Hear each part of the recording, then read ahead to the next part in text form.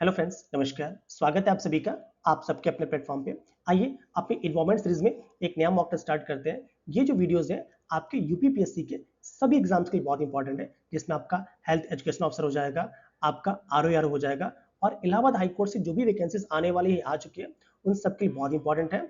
UP triple S C के सभी exams के लिए बहुत इंपॉर्टेंट है और यूपी पुलिस जो भी एग्जाम्स कराता है उन सभी के लिए वीडियोस बहुत इंपॉर्टेंट है। तो आइए इन वीडियोस को स्टार्ट करते हैं। वीडियोस आप में आपके कितने नंबर आ रहे हैं ये कमेंट में पक्का लिखिएगा और प्लीज वीडियोस को लाइक करिए। आइए स्टार्ट करते हैं।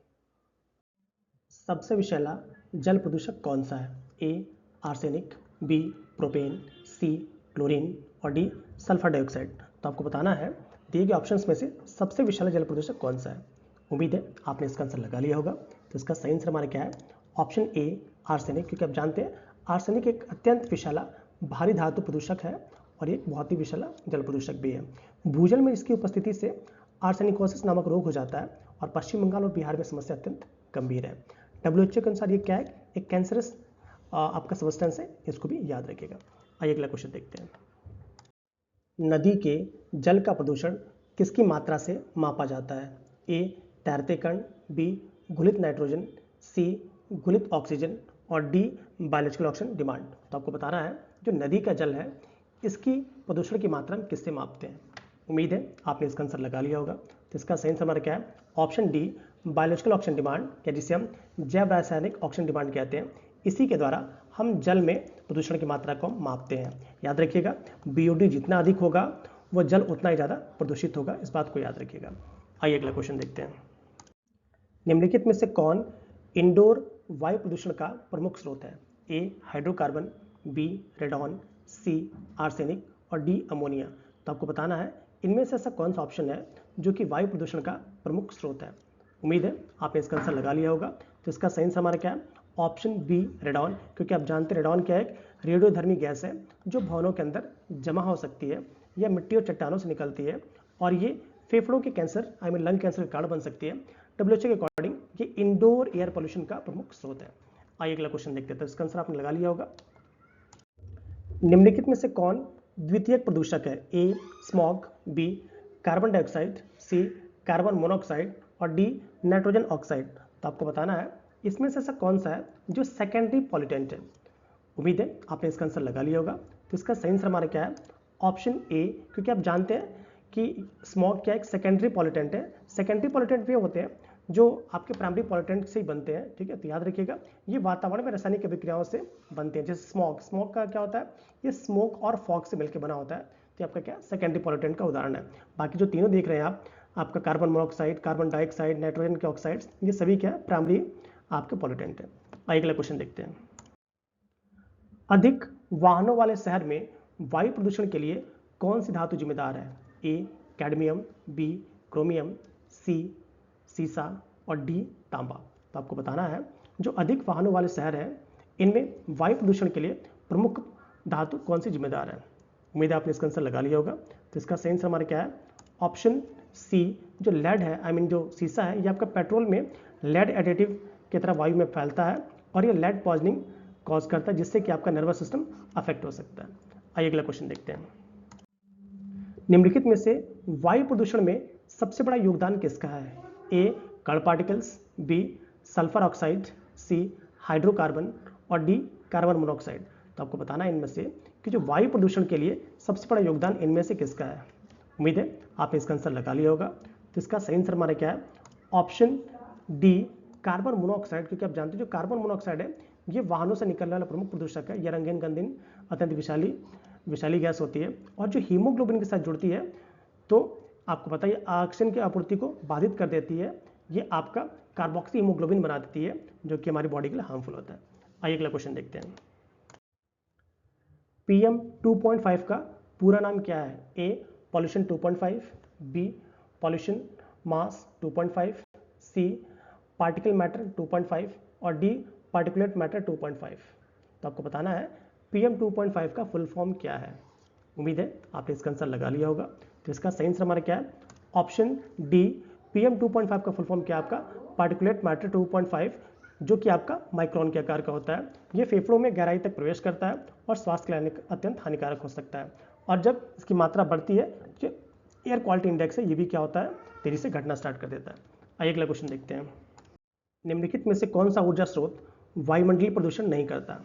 ए परमाणु ऊर्जा, बी सौर ऊर्जा, सी पेट्रोलियम और डी कोयला। तो आपको बताना है इसमें से कौन सा ऊर्जा स्रोत है जो आपका एयर पोल्यूशन कॉज नहीं करता। उम्मीद है आपने इसका आंसर लगा लिया होगा। तो इसका सही आंसर हमारा क्या है, ऑप्शन बी जो सौर ऊर्जा है, जो कि आपकी बेस्ट क्लीन एनर्जी है और ये ग्रीन हाउस गैसेस को इमिट नहीं करता है, इसलिए आपका बेस्ट बोला जाता है आपका सोलर एनर्जी। और आप जानते हैं क्या है, रिन्यूएबल सोर्स ऑफ एनर्जी है। आइए अगला क्वेश्चन देखते हैं। पीने के लिए सुरक्षित जल को क्या कहा जाता है? ए पेयजल, बी आसुत जल, सी ताज़ा जल और डी नल का जल। तो आपको बताना है जो हमारा ड्रिंकिंग वाटर होता है इसे हम क्या बोलते हैं।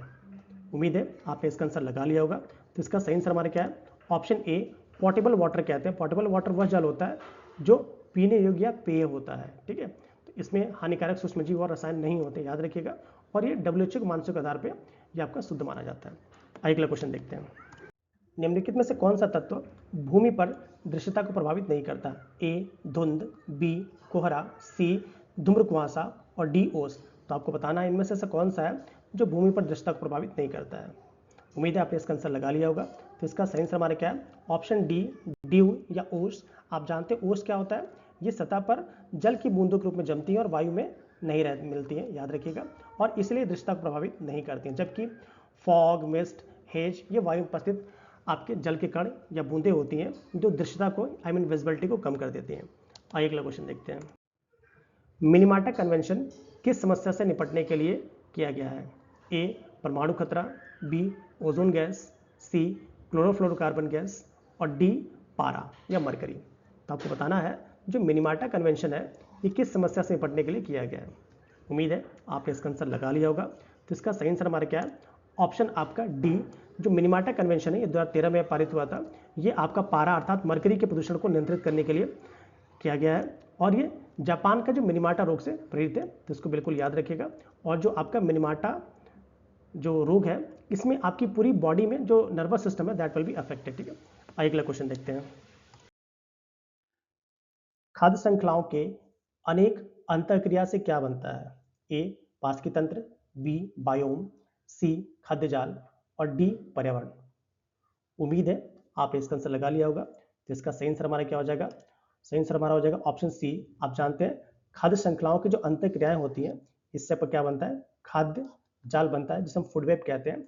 कई खाद्य श्रृंखलाओं के जुड़ने से बनता है और इसमें ऊर्जा का प्रवाह क्या होता है, कई मार्गों से होते हुआ कंप्लीट होता है। आइए अगला क्वेश्चन देखते हैं। इकोसिस्टम शब्द किसने दिया? ठीक है, who coined the term ecosystem? ठीक है, A Arthur Tansley, B Eugene Odum, C Charles Darwin और डी लिनियस। उम्मीद है आपने इसका आंसर लगा लिया होगा। तो इसका सही आंसर हमारा क्या हो जाएगा, एजी टेंसले, आर्थर टेंसले साहब। इन्होंने 1935 में ये आपका इकोसिस्टम वर्ड को कॉइन किया था।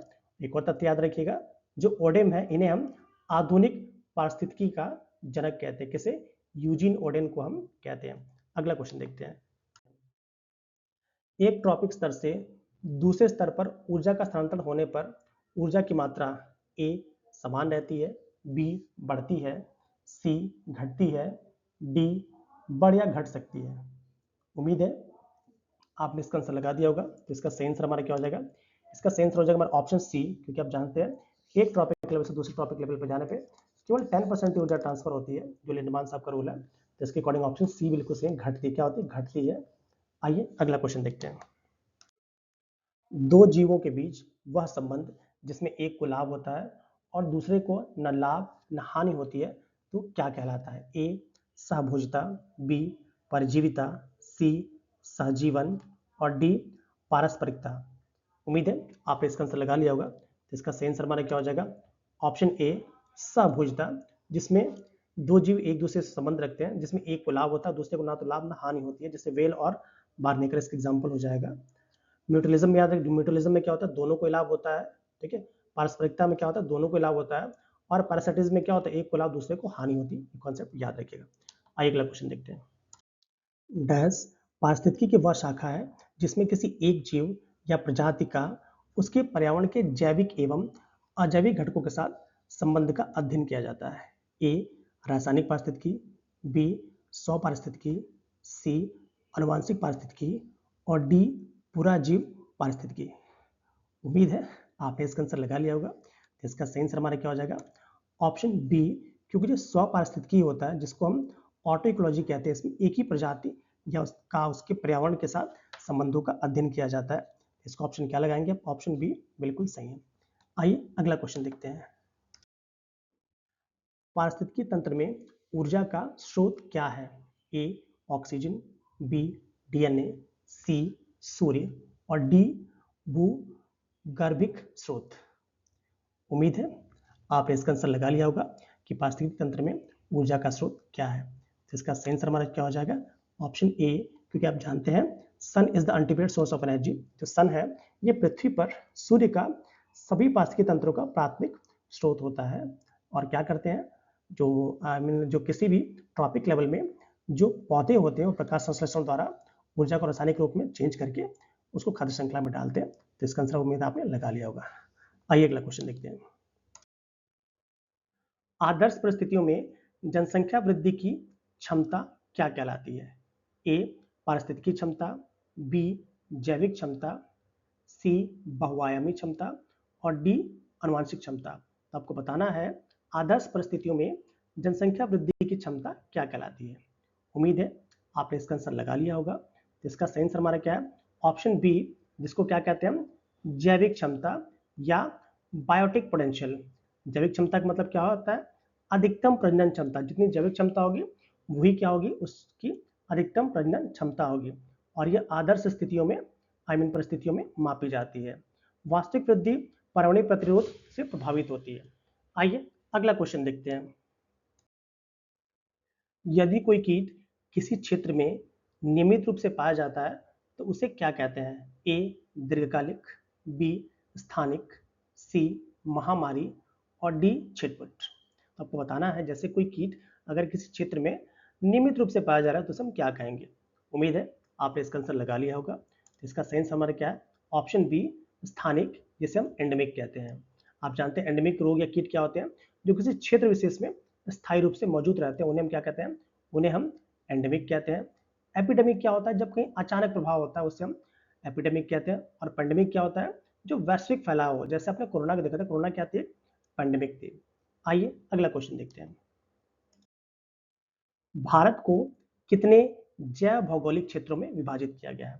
ए 10, बी 15, सी 6 और डी 20। तो आपको बताना है कि भारत को कितने जैव भौगोलिक क्षेत्रों में विभाजित किया गया है। उम्मीद है आपने इसका आंसर लगा लिया होगा। इसका सही आंसर हमारा क्या हो जाएगा?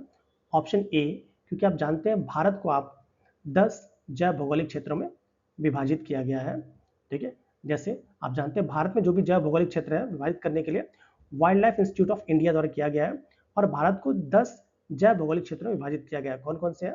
ट्रांस हिमालय, हिमालय, मरुस्थल, अर्ध शुष्क, पश्चिमी घाट, डेक्कन प्लेटू, डेक्कन पठार, फिर आपका गंगा का मैदान, उत्तर पूर्व भारत, द्वीप समूह और आपका तटीय क्षेत्र। मतलब हमारे यहाँ 10 जैव भौगोलिक क्षेत्रों में भारत को विभाजित किया गया।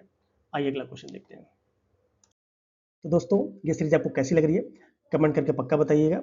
और प्लीज़ ईमानदारी से, जब वीडियो लाइव खत्म हो जाए तो ईमानदारी से बताएंगे कि आपके 20 में से कितने क्वेश्चन सही हो रहे हैं। आपके 15 सही हो रहे हैं, 18 से 19 से हो रहे हो, या 20 में 20 सही हो रहे हैं, ईमानदारी से पक्का बताइएगा। तो चलिए आज के लिए इतना ही, मिलते हैं अगले वीडियो में। Till then keep learning, keep smiling. जय हिंद।